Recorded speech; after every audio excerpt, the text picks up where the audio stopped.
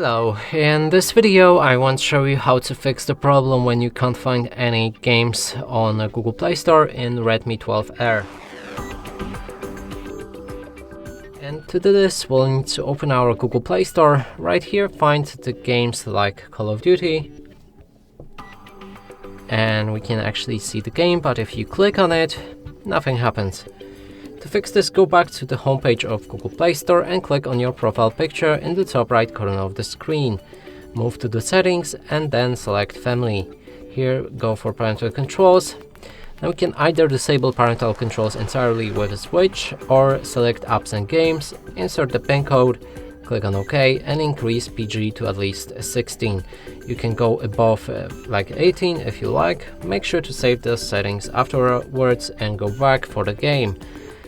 Now when we find Call of Duty we can actually play or install this game.